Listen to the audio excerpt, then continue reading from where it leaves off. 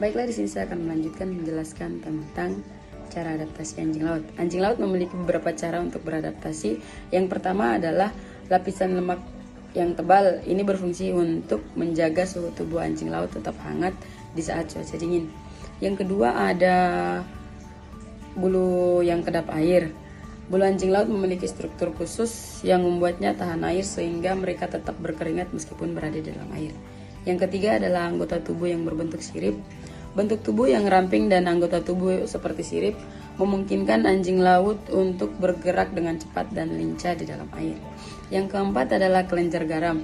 Kelenjar garam ini membantu anjing laut untuk mengeluarkan kelebihan garam dari dalam tubuhnya sehingga mereka dapat meminum air laut. Saya Muhammad Aris Maganibra. Baiklah, selanjutnya kita akan masuk ke perilaku anjing laut. Apa sih yang dimaksud dengan perilaku anjing laut? Perilaku anjing laut ini merujuk pada serangkaian aktivitas atau respon yang dilakukan oleh anjing laut untuk beradaptasi dengan lingkungan, untuk memenuhi kebutuhan hidup, dan memastikan keberlangsungan spesiesnya. Jadi perilaku ini meliputi beberapa, yakni yang pertama hidup berkelompok. Biasanya anjing laut hidup secara berkelompok.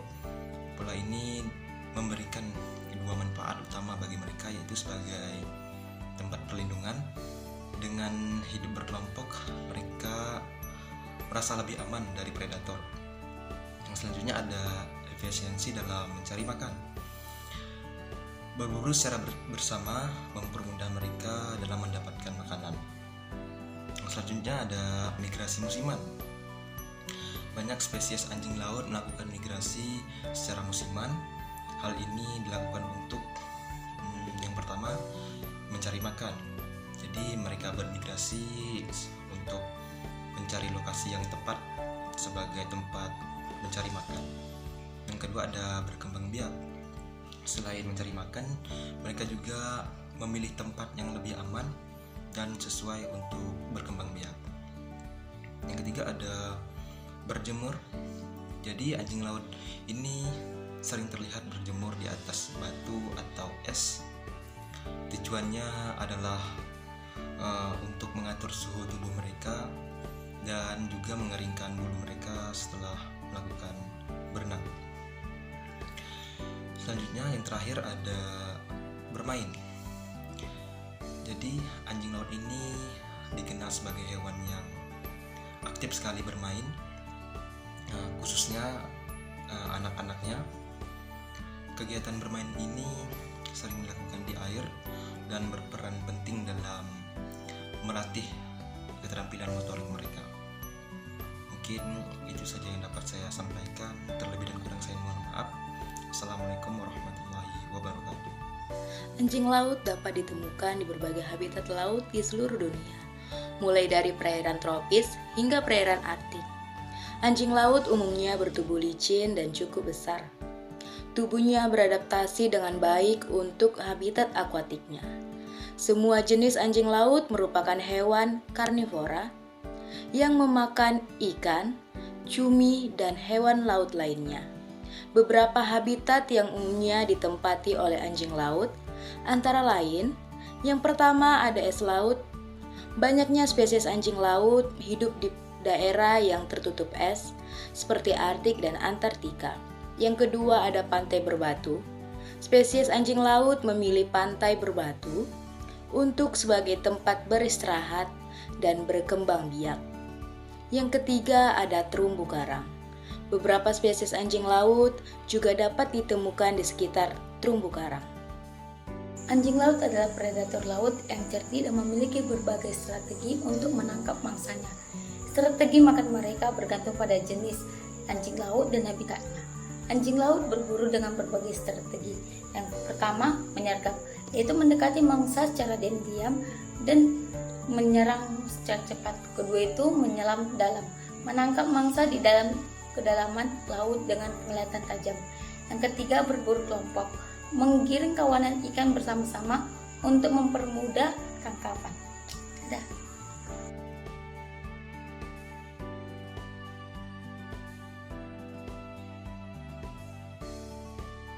Nama saya Anita Taruni Silitonga, NIM 2202050004. Di sini saya akan menjelaskan tentang adaptasi beruang kutub untuk lingkungan ekstrim. Beruang kutub telah berevolusi selama ribuan tahun untuk dapat bertahan hidup di lingkungan Arktik yang sangat dingin dan keras. Beberapa adaptasi utama mereka meliputi bulu putih. Bulu putih beruang kutub sebenarnya tidak berwarna putih, tetapi transparan. Cahaya yang mengenai bulu dipantulkan yang akan membuatnya tampak putih. Ini adalah kamuflase yang sempurna di atas es dan salju. Yang kedua ada lapis bulu. Bulu luar yang kasar berfungsi untuk menangkal air, sementara bulu dalam yang lebat berfungsi sebagai isolator yang sangat baik. Yang ketiga ada lapisan lemak tebal. Lapisan lemak di bawah kulit yang berfungsi sebagai isolasi tambahan dan sebagai cadangan makanan saat makanan sulit ditemukan. Poin kedua itu adalah cakar. Cakar beruang kutub besar dan kuat memungkinkan mereka untuk menggali lubang di salju, memecahkan es dan menangkap mangsa. Selanjutnya itu ada hidung hitam.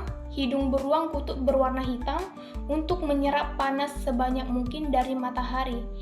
Kaki beruang kutub besar dan berselaput yang membantu mereka berenang dengan efisien di air dingin. Selanjutnya itu ada perilaku beruang, yaitu beruang kutub adalah hewan soliter kecuali betina dengan anak-anaknya. Mereka memiliki beberapa perilaku menarik termasuk berburu. Beruang kutub adalah predator puncak di habitatnya.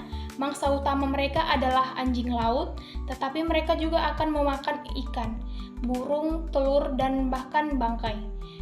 Selanjutnya itu ada hibernasi.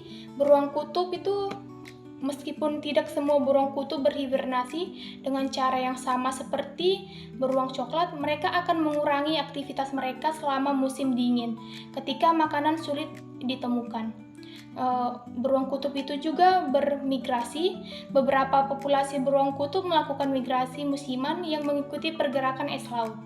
Selanjutnya itu ada permainan. Beruang kutub terutama anak-anaknya sering bermain untuk mengembangkan keterampilan berburu dan sosial. Mungkin hanya itu yang bisa saya sampaikan. Perkenalkan, saya Mitanjana. Di sini saya akan membahas tentang habitat beruang kutub. Habitat utama beruang kutub adalah es laut Arktik. Es laut ini sangat penting bagi mereka untuk bersarang, bergerak, dan untuk beristirahat. Namun sayangnya, karena perubahan iklim, es laut mencair sangat cepat, mengancam kelangsungan hidup mereka. Baiklah, kali ini saya akan menjelaskan tentang 3 strategi makan hewan beruang kutub. Yang pertama, beruang kutub memiliki strategi makan dengan menunggu di lubang pernapasan hewan anjing laut. Dia akan menunggu di lubang tersebut sampai anjing laut kembali ke permukaan untuk mengambil napas. Kemudian dia akan menerkam hewan tersebut. Kemudian strategi yang kedua, ia akan berenang di lautan untuk mencari mangsanya seperti ikan-ikan kecil ataupun ikan-ikan besar ataupun juga anjing laut. Dia akan berenang karena beruang kutub memiliki kemampuan berenang yang cukup hebat.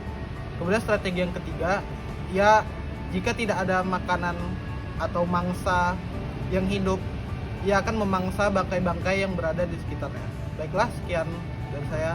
Terima kasih.